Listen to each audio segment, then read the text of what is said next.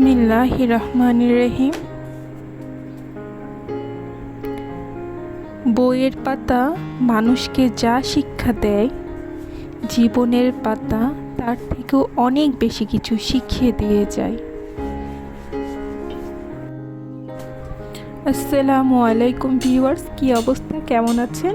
আশা রাখি সকলেই ভালো আছেন নিজ নিজ অবস্থান থেকে, এবং আমিও আপনাদের দোয়ায় ও ভালোবাসা নিজের অবস্থান থেকে বেশ ভালোই আছি। তো তাহমিদাস ডেইলি ব্লগ থেকে আরও একটি নতুন দিনে নতুন ভিডিও নিয়ে চলে আসলাম আমি তাহমিদা। আমি বরাবরের মতন ভিডিওটি সকাল থেকেই শুরু করেছি। তো সারাদিনে যা করি টুকিটাকি ভিডিওতে তুলে ধরার চেষ্টা করি। তো এই তো সকালে আমি বেশিরভাগই আমাদের রুটি বানানো হয়, সেই সাথে আলুর তরকারি আর ডিম ভাজি করে নিয়েছিলাম। তো এই তো ছিল আমাদের মোটামুটি সকালের নাস্তা। সকালে নাস্তা বানানোর পর আসলে খাওয়া দাওয়া তো করা হয়, আর তারপরে কিন্তু খুব বেশি আলসামু লাগে, তারপরের কাজগুলো, পরের স্টেপের কাজগুলো আর করতে মন চায় না, খুব নিজেকে ভারী ভারী লাগে। আর মনে হয় যে আবার একটু বিছানায় যেয়ে শুই। তো নিজেকে ফ্রেশ রাখার জন্য আমি কিন্তু সকালে একবার চা খাবই। তো নাস্তা করার পরে কিন্তু আমি একটু লিগার করা করে আদা দিয়ে চা করেছিলাম। তো চা খাওয়ার পরে কিন্তু অনেক আলসামি ভাবটা কেটে যায়। তো এটা আমার এক ধরনের নেশা বললেই চলে। তো এই তো আবার কিচেনে চলে আসলাম। তো সব কিছু কিন্তু কুটাবাসা করে আমি রেডি করে রেখেছি, এখন এক এক করে রান্না করব, তাহলেই হয়ে যাবে। আর এই যে আজকে কিন্তু মিষ্টি কুমড়া দিয়ে একটা সবজি রান্না করব, আর মিষ্টি কুমড়া দিয়ে আর পাবদা মাছ রান্না করব। তো মিষ্টি কুমড়া আর তার সাথে বরবটি আর আলু দিয়ে তো সবজিটা রান্না করব, আর আলাদা শুধু একটা মাছের তরকারি মিষ্টি কুমড়া দিয়ে রান্না করে নেব। এখন পর্যন্ত ধৈর্য সহকারে যেই সকল আপু ও ভাইয়ারা আমার ভিডিওটির সাথেই আছেন, আশা রাখি আমার ভিডিওর কোনো একটি অংশ আপনার কাছে ভালো লেগেছে। আর ভালো লাগা থেকেই আপনার কাছে আমার একটি আবদার, প্লিজ আমার ভিডিওটিতে একটি লাইক দিয়ে দিবেন। আর যদি বেশি ভালো লেগে থাকে তো আমার চ্যানেলকে সাবস্ক্রাইব করে আমার চ্যানেলের পাশেই থেকে যেতে পারেন। যদি আপনি এই কাজটি অলরেডি করে থেকেছেন তো আপনাকে জানাই অসংখ্য অসংখ্য ধন্যবাদ ও মন থেকে দোয়া। এই দিকে আমি সবজিটা কিন্তু আগে থেকে সিদ্ধ করে নিয়েছিলাম, তারপরে আমি কিন্তু এটা বাঘার দিয়ে নিয়েছি সব রকমের মশলা দিয়ে হালকা করে। তো এই তো এইভাবে খেতে কিন্তু আমার কাছে বেশ ভালো লাগে। আর তার সাথে কিন্তু পাঁচফোড়নের গুঁড়ো দিয়েছি, পাঁচফোড়নের গুঁড়াটা দিলে একটু সেন্ট হয়, ভালো লাগে আমার।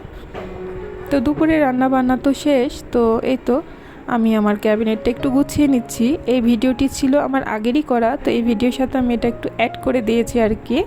তো যেদিন মনটা ভালো থাকে সেদিন তো সারাদিনই অনেক ভিডিও বানাই, আর কোনো দিন আছে যে ক্যামেরাটা একদমই হাতে নিতে মন চায় না, খুবই আলসামু লাগে।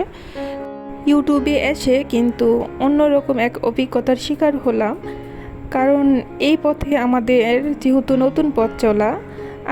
আগে ইউটিউবিং তো করতাম না, কিন্তু ইউটিউবারদের ভিডিও দেখতে আমার বেশ ভালো লাগতো, যেরকম ব্লগ ভিডিওগুলো আমার বেশ ভালো লাগতো।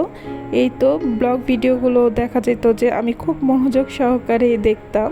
তো আসলে দেখতাম আর ভাবতাম যে আমিও তো এই ধরনের ঘর সংসারেরই কাজ করি, গোছানো, রান্না বান্না, পরিপাটি সব কিছু করে সব সময় রাখি। তো আমিও কেন না একটা চ্যানেল খুলি। তো চ্যানেলটা খুলবো করে এই তো এতদিন লেগে গেল। তো এখন এসে আমার একটাই অভিজ্ঞতায় সম্মুখীন হলাম, সেইটা হলো যে কাউকে কপি করা, কোনো ইউটিউবার আপুকে কপি করা। অনেক আপুদেরই এই ধরনের কমেন্ট দেখি। তো এই কথাটাতে আমার খুব বেশি খারাপ লাগে, কারণ এখানে অন্যকে কপি করার মতন কিছুই নেই।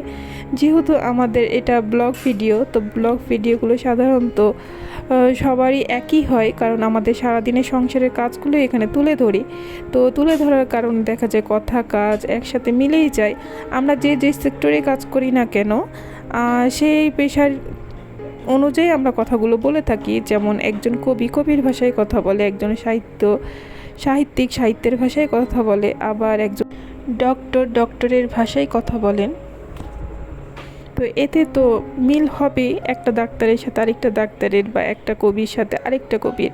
তো সেখানে আমিও যেহেতু ইউটিউবে কাজ করছি, তো আমার সাথে আরেকজনের মিল হতেই পারে। তার মানে এই না যে আমরা অন্যান্য ব্লগার আপুদেরকে কপি করছি। তো আমার কথায় যদি ভুল ত্রুটি হয়ে থাকে তো প্লিজ আপনারা ক্ষমা সুন্দর দৃষ্টিতে দেখবেন। আর আমার কাছে যেটা মনে হয়েছে সত্য সেটাই বললাম। আসসালামু আলাইকুম, আল্লাহ হাফেজ।